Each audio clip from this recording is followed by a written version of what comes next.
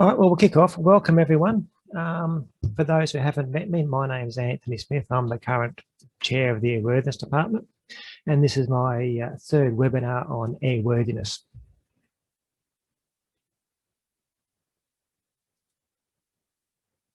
Same guidelines as previous. I'll have everyone muted until the end of the question session. Please use the question box, the question and answer box, or the chat to ask questions during the webinar. I will have a number of little breaks where I'll try and answer a few of the relevant questions. So please try and keep the questions relevant to the topics that I've been discussing.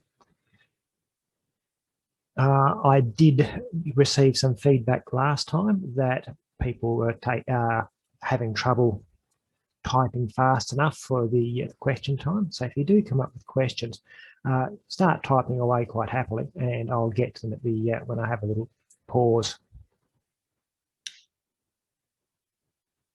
So following on from the previous webinar, I'll keep a very similar format. We'll discuss where we're at and the current health of the airworthiness system.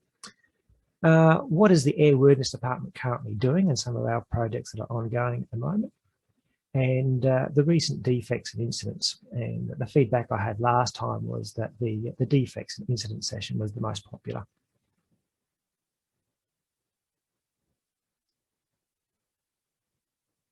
One of the things we've noticed recently is that the return rate on the Form 2s has been a lot lower than expected in previous years. Now, the dotted line there is the average trend over the last 3-4 years, and the blue line is from the last calendar year.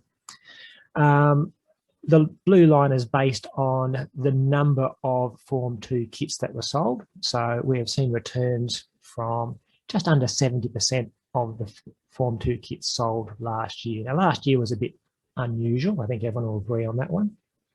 So it's quite possible that some of the Form 2s that were sold have not been completed.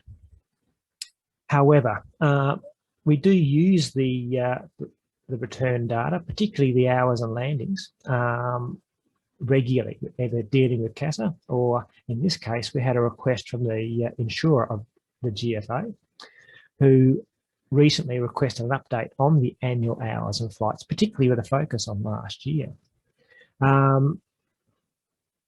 This helps assess the risk from the BBL and the other GFA insurances, but in this one in particular, as we're currently doing the budget, because we had such a significant drop in the flying rate last year, particularly of two-seaters, our two-seat flying rate was not surprising about 50% of previous year's averages, has resulted in a considerable saving on the premiums of the insurances for this year.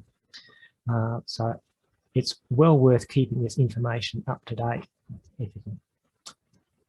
If you have completed a Form 2 last year and have yet to send in the returns, please send it in. And I note from one respondent there that they've bought a Form 2 kit and haven't used it. Yes, I suspect that there's quite a few people out there who have bought Form 2 kits and either haven't been able to get to their aeroplane to do the Form 2, or just hasn't been worth their time to do the Form 2, given the unpredictable nature of last year.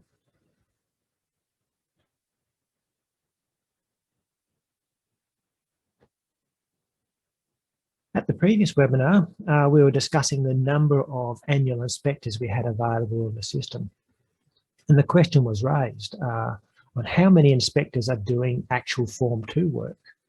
Now, with the Form 2 returns, we only get to see the signature on the bottom of the page by the person who is actually signing for the Form 2 inspection. So over the last few years, you can see the trend line there. We have 470 odd inspectors in the system with roughly 300 signatories each year, noting that we haven't got all the Form 2 data from last year yet. The current average is 2.4 inspections per signatory.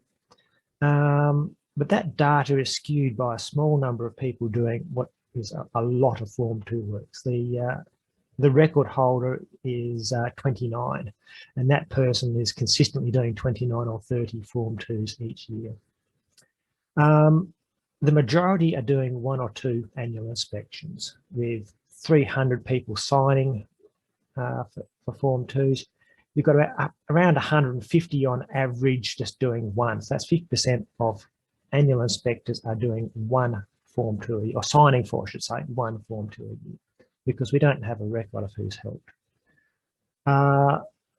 Another 75 roughly, which is another 25% of those who have signed, are doing a second aircraft as well, with quite a drop-off in numbers further on.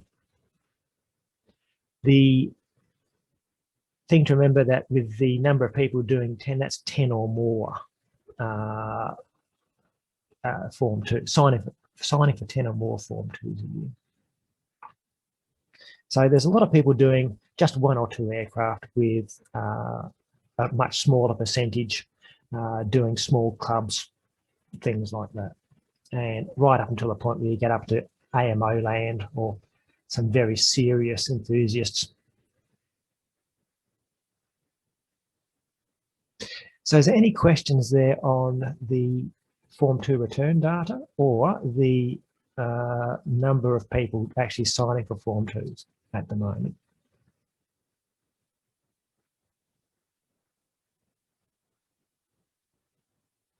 Right. I'll move on. So what have the Airworthiness Department currently been doing? We'll talk about preparing the budget for this financial year. We'll talk about a fastener supplier, Bossard Fasteners, an update on weight and balance, and some recommendations on inspection cameras, since we're heading into the Form 2, what is traditionally the Form 2 season.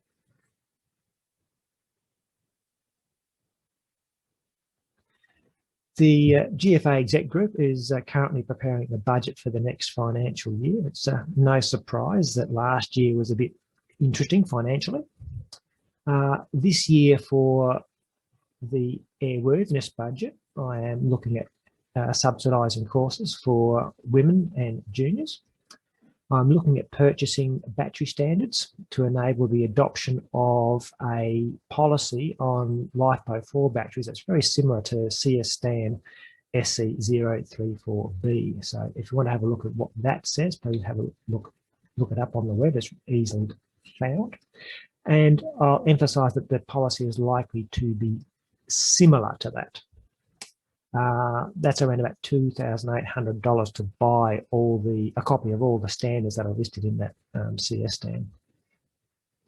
I spent some time in the office just before Easter. That was the first week that the ladies had been back in the office since the COVID lockdown. It was, in theory, to attend a audit by CASA of the office, except on the Monday they closed the border to Queensland, and the CASA guys from Queensland couldn't make the audit. So I'll be back across at the office at the end of next month for the audit, if it again goes ahead. Whilst I was there, I was looking at the absolute mountain of technical data stored in roughly 6 3-drawer filing cabinets, and it's not catalogued or indexed in any way. So there's a huge amount of interesting and valuable data, and we're looking at employing a junior part-time in the office during the uni or school holidays to help start cataloguing what's in those filing cabinets, so we have a good idea of what's there.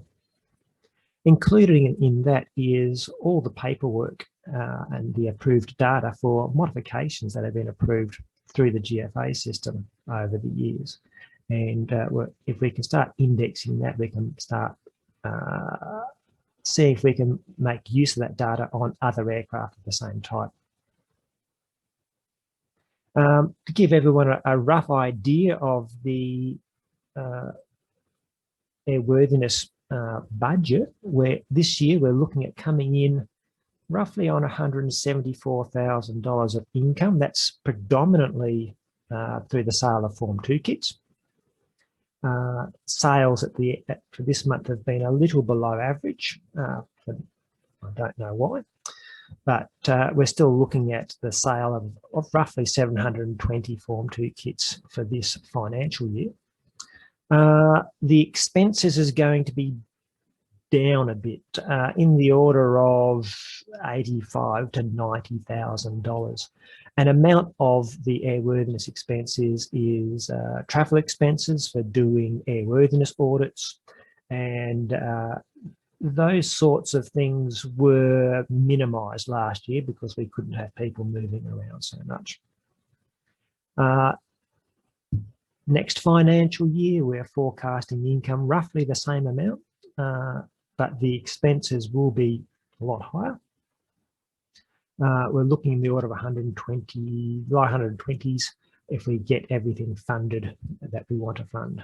There's still going to be a little bit of give and take there between the different departments over who gets the dollars. We'll work on that one.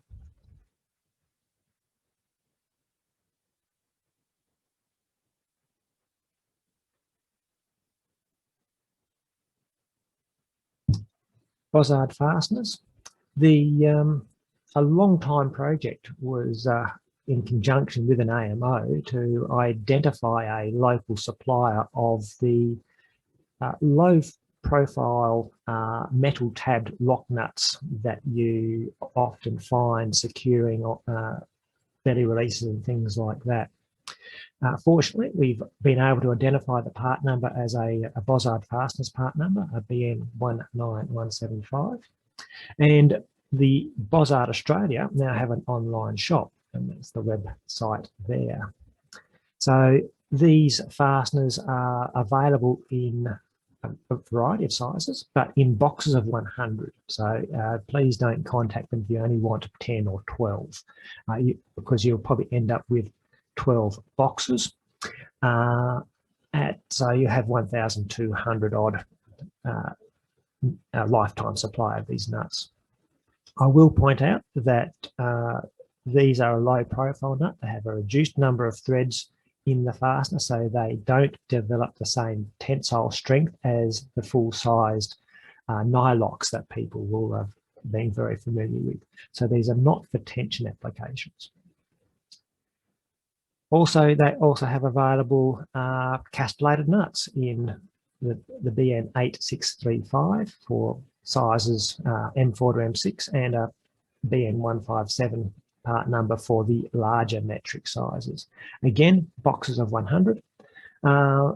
If you're interested, you can check out the shop online. If they don't have the size you're after, please contact Anthony Liu at Bozard, and that's his address there. I've been dealing with him recently, and he's quite approachable and happy to help out the gliding community. The thing to remember is to request a certificate of conformance. These are not an aviation fastener, so you won't get a release with them. So you will need to get a certificate of conformance.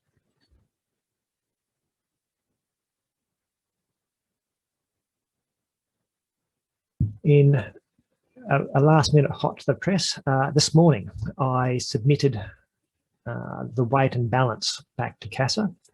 That includes a complete rewrite of the weight and balance manual, an improved variation of the form W1, that's the weight and balance form, all the MOSP 3 amendments that we need to make for weight and balance, and an additional amendment to section 10.1, which deals about the issuing of airworthiness ratings in general. That's in order to make it Part 149 compliant, since the gentleman at CASA commented on that as part of the weight and balance review.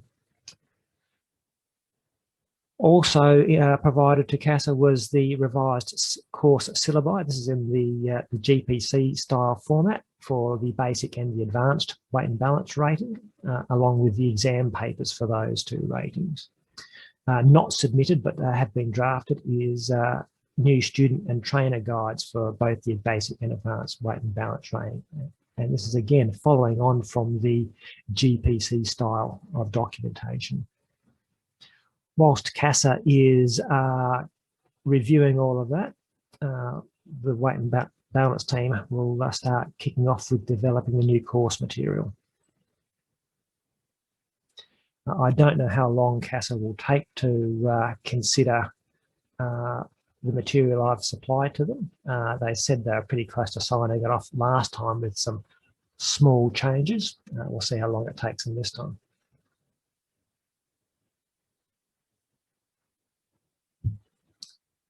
One thing that came to light with AD 688, which was the inspection of the elevator push rods at the tail end of the aeroplane for corrosion, was we saw a great variety of results in the image quality from inspection cameras. And there were a lot of people using the, let's say, reasonably priced 2 megapixel cameras you can pick up around the place. The recommendations out of the airworthiness team was there are now new inspection cameras with a much smaller head diameter. The diameter of the older style ones is roughly 8.5 millimeters. There's now a new style with a much smaller head, 5.5 millimeters.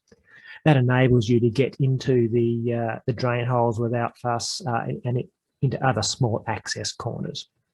The resolution of these is 5 megapixels, and we recommend getting at least a cable length of 5 meters minimum, so you can then extend the camera down the fuselage or along inside the wing or some of these other hard to get to corners of sailplanes. I also note that there are actually some 8 megapixel models of these inspection cameras now available. There's one from a brand called Depstech, DEPSTECH, but that's only available with the old 8.5 millimeter diameter head. And we've got some imagery here where this is care of Len Dykeman, where we tried to generate the same image but using different variety of inspection cameras. On the top left, you have the generic 2 megapixel image. Believe it or not, the contact there has a crack at the end of the crimped end, and the image is of such low quality that you can probably make out on a good day. There's a little bit of a contrast change there that is actually a crack, but very poor resolution. Len, when he generated these, did have a problem with the 5 megapixel camera. It had a longer minimum focus length, so the image he got was is out of focus and it's a little bit overexposed. There's the 8 megapixel image, that's from the Depstech I was referring to, and the model there is listed on the page. You can see that there is something that looks like a crack, and it's certainly well worth looking at. And Len has a 12 megapixel, I don't even know how you pronounce that brand, OIWAC, which is an industrial inspection camera. I think off the top of my head in the order of $150. And it's very clear. You can see that the end is cracked. You can read the actual part number stamped on the end of the terminal there. And you'll notice that the camera is very good at reproducing the color spectrum and contrast. So you do tend to get what you pay for in these situations. I'm certainly going to be looking at purchasing one of the OIWAC 12 megapixels. Len Dykeman does have a couple of these 5 megapixel with the 5.5 millimeter head that he purchased bulk and is willing to pass on at cost to people if they want to contact him. Else, you'll find these available on Amazon. There's a Depstech have their own web page, and you can have a scrounge around looking for those. The question about recommending a particular model, I want to try and stay away from that, mostly because the brands and models are updated on a regular basis. The intent of this was to make a document that we could publish on the website as part of the tips and tricks and good ideas, but it would mean that if we were actually recommending particular makes and models, we'd have to update it on a yearly or so basis as these models and updates came along. But we'll certainly consider like that. So at the moment, there is a 5 megapixel camera from Depstech, that's DEPSTECH. I will email around the website if you like, or the Amazon link, and I'll email around the link to the OIWAC page, if that's how you pronounce it.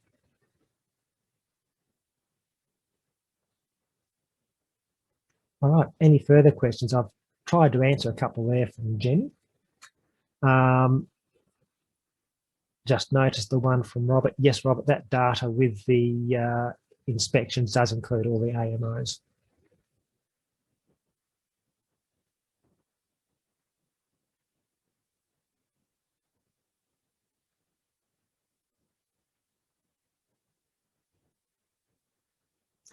All right, moving on.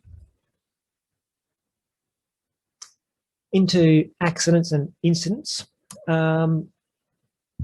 This season's been very busy. It's the first time back to flying for quite a while for many people. It's no surprise that there's been a lot of undercarriage problems reported in the aircraft defect reports and the SAW reports. There's at least 16 that I counted since in the last 6 months. That's since November 2020, since I did the last webinar. And that is of undercarriage faults, undercarriage collapse, or just plain old wheel up landing. First one off, Discus B on the 5th of January this year. After release from Aerotow, the pilot found that the ASI did not read greater than 40 knots. The pilot immediately landed, but with the wheel up. The pitot probe had been dislodged from its position inside the nose release. The ASI still gave a twitch with the puff test during the DI. Obviously, there wasn't a visual inspection. And the conclusion there is that the pitot probe was not installed correctly. Now, I have tried to source a little bit more information, like how long since the maintenance and how many flights occurred between the maintenance and this occurring. I had a very personal and similar event in a Club Labelle many years ago, which was the second flight after the Form 2. The first flight was done by a pilot much shorter than I was, or I am, and it's quite likely that I nudged the pitot plumbing with my right foot whilst adjusting the rudder pedals. The pitot was not protruding forward enough in the nose release, and that nudge on the plumbing was sufficient to dislodge it. And that little squashed bit of aluminium tube that forms the pitot moved up behind the release crossbar. After Aerotow release, I found that I was still only doing 40 knots indicated, even though it felt like I was doing 60. With a bit of messing around with my feet, I was able to nudge the pitot into a position where it was showing that I was indeed doing 60 knots, but the ASI very quickly returned to 40 knots when I moved my foot back to the rudder.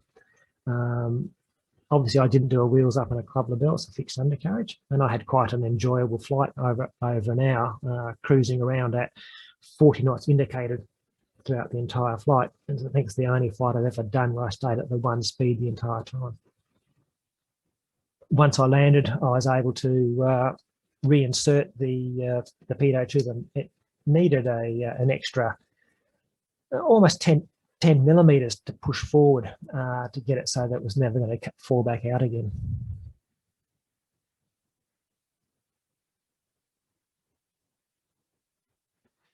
There was an Asta CS77, 9th of February.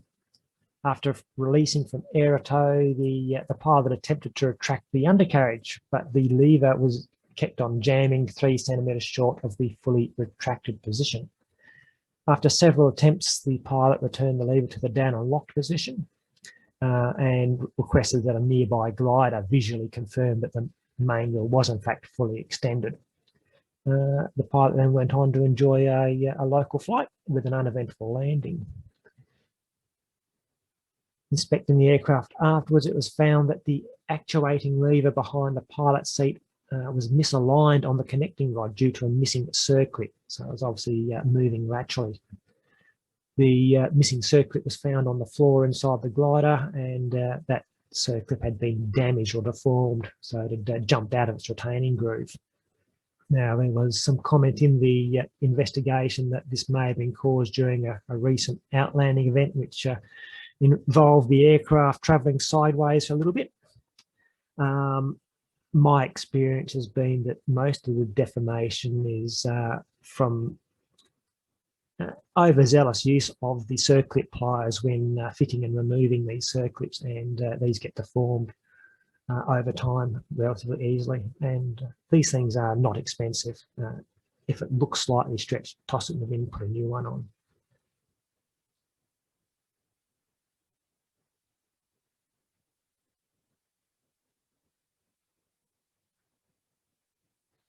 A geodiscus, 13th of January. The aircraft had been flying the previous day. After the DI, the aircraft was being pushed out of the hangar when the undercarriage unexpectedly collapsed. There was some damage to the starboard undercarriage door. There was no clear cause of the undercarriage collapse, and it was assumed by the investigation that the undercarriage lever had been bumped when either removing equipment at the end of the previous day's flying or during installation of items during the DI that morning. So it just pays to take a little bit of care during those periods when you're moving things around the cockpit.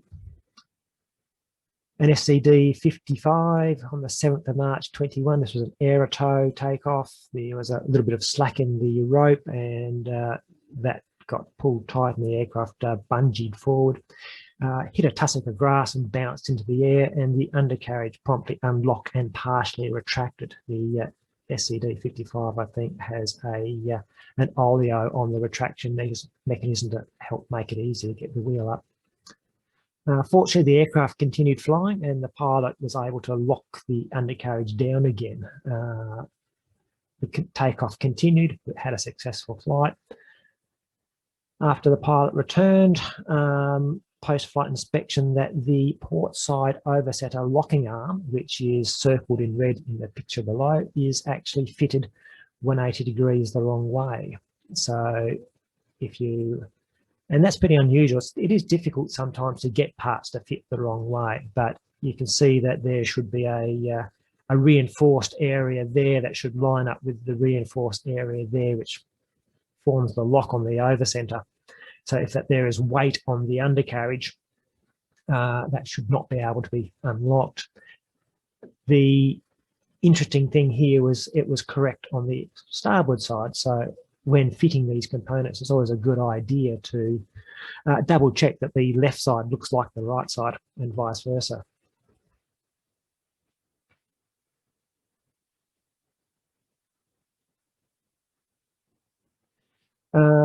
DG1000, LS6 standard Cirrus geodiscus, various dates. These are all very similar. Aircraft hit hole, bump, rock or obstacle during either landing or takeoff, and mostly landing or outlanding, and the undercarriage collapse causing minor damage. Often there's not a lot of investigation on this as to determine what was the problem, whether there's a poor overcenter or other airworthiness issue. Most of these are seen as just standard garden variety oops moments. Other events, this one is a concern. A Club Labelle on the 5th of February 21, whilst returning to the airfield after a local soaring flight, the seat back collapsed. Now, people who have seen the previous webinar, I spoke about a standard Labelle, which also had a seat back collapse in flight, where on the standard Labelle, the fixed end of the cable has an eyelet in it, and that had been able to jump over the washers on the bolt. small washers had been fitted in lieu of the larger washers. In this case, the whole screw fell out, and the screw and the washer was found on the cockpit floor after flight. Why is this a concern for me? It's the same club as what the club with the stand label that had the seat back collapse. So we're doing a bit of work with that club on improving their airworthiness standards. I will point out that there was a fatality some years ago involving a winch launch, and it was a club label, where they suspected that the seat back had collapsed during the winch launch, and the pilot was fell back and pulled the controls back as they moved back into the rear of the cockpit.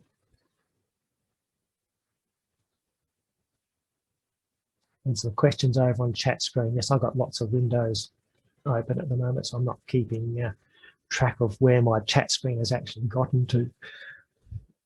Oh, there we are. I found myself.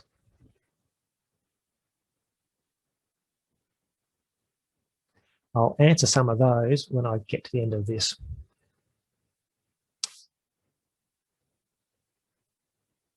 Standard Cirrus, another one of great concern to me. This was on the 5th of January. The pilot was visiting another club with the glider. They arrived, I think it was late in the afternoon, and rigged with the assistance of members of that club that they were visiting. A positive control check was undertaken. And the aircraft was tied down for the night. During the DI by the pilot the next day, a member of the club that they were visiting noticed that the tailplane was not properly locked in place and notified the pilot. The pilot then secured the sailplane. The locking handle had been left forward of the safety pin as indicated on the photo on the left-hand side of the screen. There's an AAIB bulletin, 6th of 2020, which details a fatal accident that occurred in the UK in July 2019. For a standard Cirrus, the tail had fallen off during the launch and ended up killing the pilot. The Champ Hearth has issued a technical note on the 7th of August, which details colour markings on either side of the locking handle to give an idea of whether things are safe or not safe. The ASA made that an AD on the 10th of December 2020. Now, all the ROs would have received a copy of that AD care of Dennis, and they had 90 days to apply the markings. Now, the astute will realise that if it was issued on the 10th of December, you had 3 months after that, and the date of the event is within that 90-day applicability. However, that time period has passed, and all standard Cirri should have those markings now on the tailplane. Personally, I think that's a little bit of a stopgap solution. My preferred solution would have been to see the locking handle extended by 10 or so millimeters, the little angles there moved a small amount so that the safety pin actually can then pass through the locking handle, and that way it's very clear then that the tailplane is safely locked, rather than simply having the handle either forward or aft of the safety pin.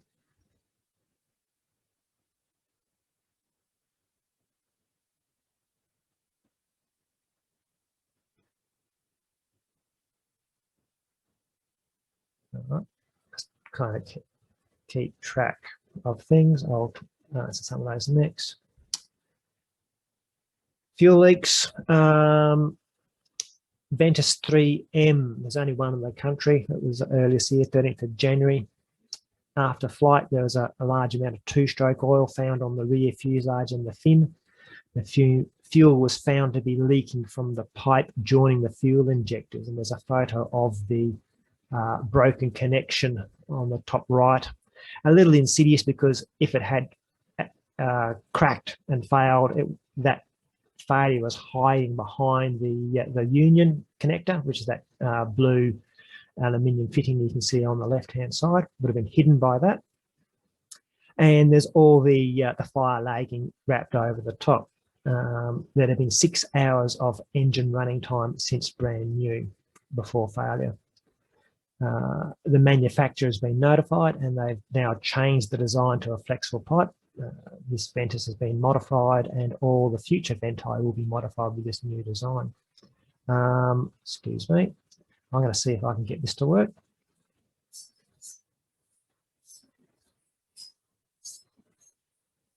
So that gives people an idea of the quantity of fuel that would have been pouring out of that pipe whilst the engine was running in flight.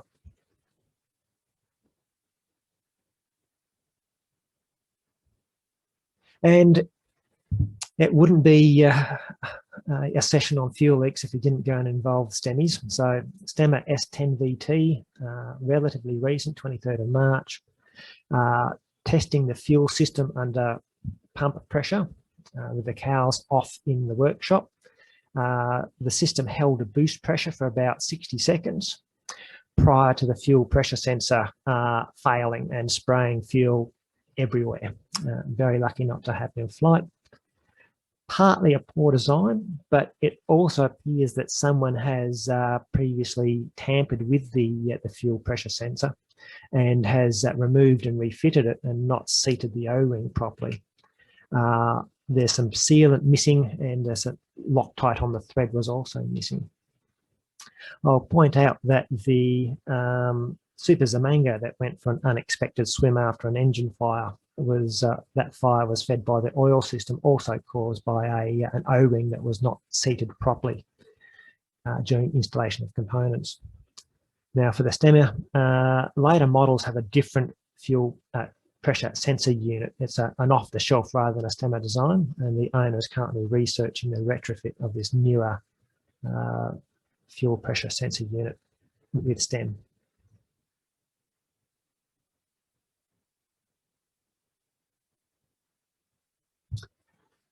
There's been 2 incidents with PIC20Es. This one's from the 22nd of March 21. During the annual inspection, 2 of the flap hinge pins were found to have cracks, and these cracks run completely around the spigot. This spigot is chrome plated, and it's most likely that the crack is only to the depth of the chrome plating. The spigots were proof tested and were unable to be bent or broken, but there's very little in terms of NDT that we can utilise that will be able to determine the depth of any cracking. So if you do see cracking, it's normally assumed to be full depth. Both of these occurred on the same wing, both at the point where the flap actuator sits,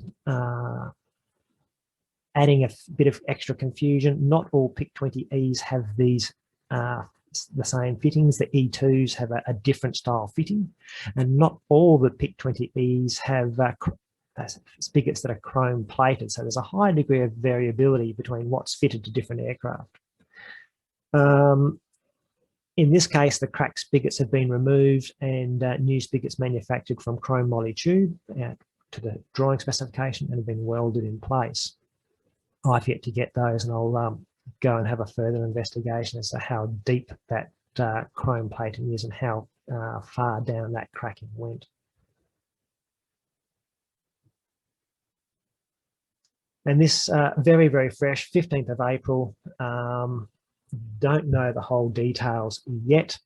During the takeoff roll, the turnbuckle on the stay wire on the engine sheared and completely failed. The engine thrust, this was at takeoff power, thrust the engine pylon forwards. The prop has hit the roof of the fuselage and destroyed the prop and the roof of the fuselage. And the rack and pinion mechanism that elevates the pylon has been dislodged. The pylon has also struck the upper edge of the fuselage there and crushed that. 180 engine hours on this. I will be having a look at the sheared turnbuckle. You can see that on the left-hand side. For the very sharp-eyed, you can see there's a little defect there, a little bit of a shadow, which is of great interest to me. We'll see what happens when you get that under a bit of magnification, see what that looks like. So that's it from me for the night so far. As always, I appreciate the feedback. That's the email address. So if you have topics or ideas for the future webinars, please contact me. I'm more than happy to receive ideas for the future. I'll go to further questions and I will have a look at what's on the chat list here.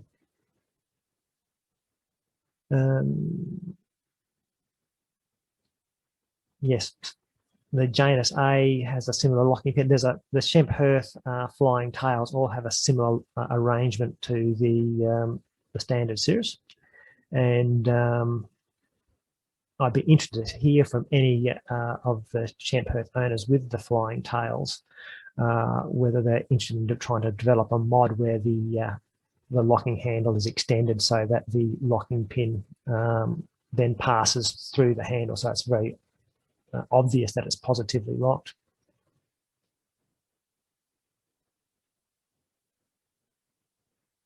And yeah, thank you. Please send photos. Going back to the Bozard nuts, I will go and research the torque setting for you. Off the top of my head, they won't have as high a torque setting as the full-size nuts. For talking about weight and balance, there's no current restrictions on people if you have a current weight and balance authority. No. Once we have the training package rolled out, there will be refresher training being run along with new courses. One of the things that we will be introducing, this is not going to be a rating that for people who want to collect ratings. You will need to have a need for this rating, for weight and balance ratings, and you will need to demonstrate that you have done some weight and balance over the previous few years when getting a refresher. And yes, there will be quite a large announcement on when the weight and balance changes have been approved, and we will probably end up having a number of special webinars to help roll out some of the theory training. And I'll certainly have great pleasure in announcing the publishing of the new manual and associated forms on the website.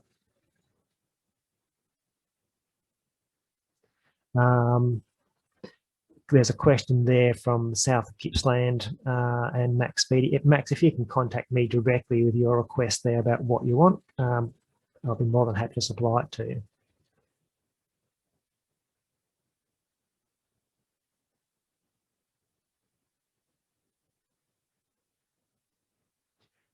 Can I provide further information on the hotelier ball that failed after about 200 hours? Obviously, there's been a wide indication there if there are faulty balls in the system. I'm assuming that this is a reference to the hotelier ball that failed on the IS-28. That looks to be stress corrosion cracking. I suspect originally that the ball had not been done up properly against the end of the flap, and the ground loads whilst bouncing up and down, towing the aircraft around the place, was enough to initiate some cracking. Once the ball was then identified as having been loose, it was torqued up quite thoroughly, and it may have been even over torqued, so that the stress corrosion cracking set in, and that then caused the failure. I don't think there's any faulty balls in the system at present.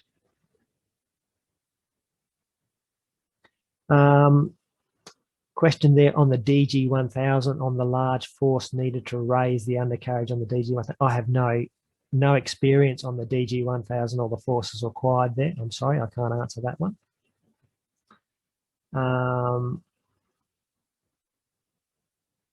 Can weight and balance be issued by CASA approved weight and balance persons?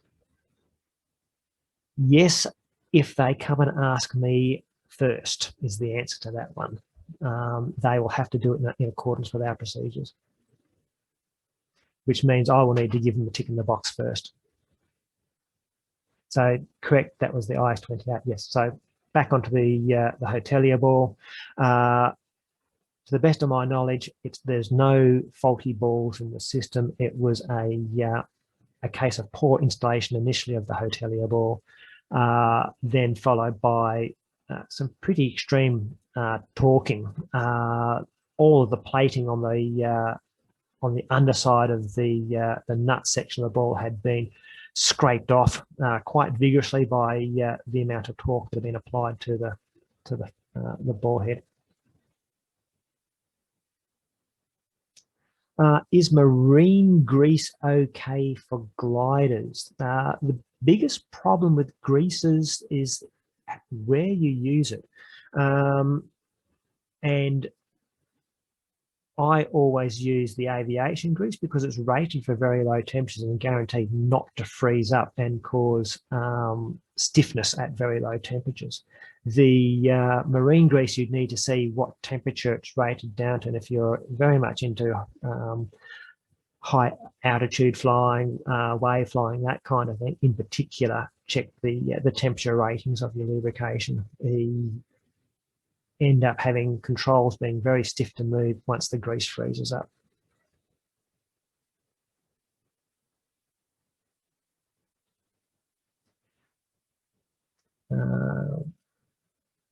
One from Aaron.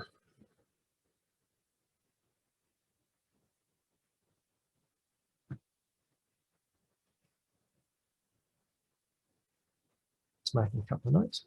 Any further questions? I think there was someone who had stuck their hand up. I will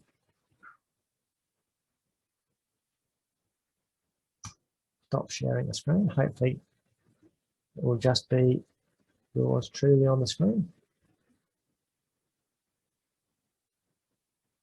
Anyway, graphite and aluminium do not mix. That is true. You'll get galvanic reaction and corrosion occurring.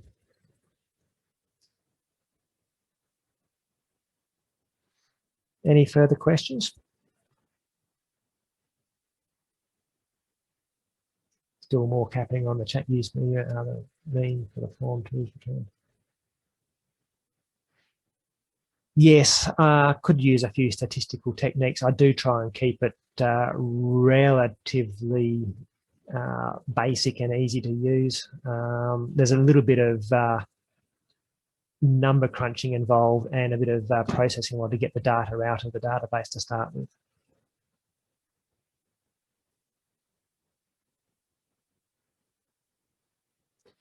All right, well, thank you everybody for attending.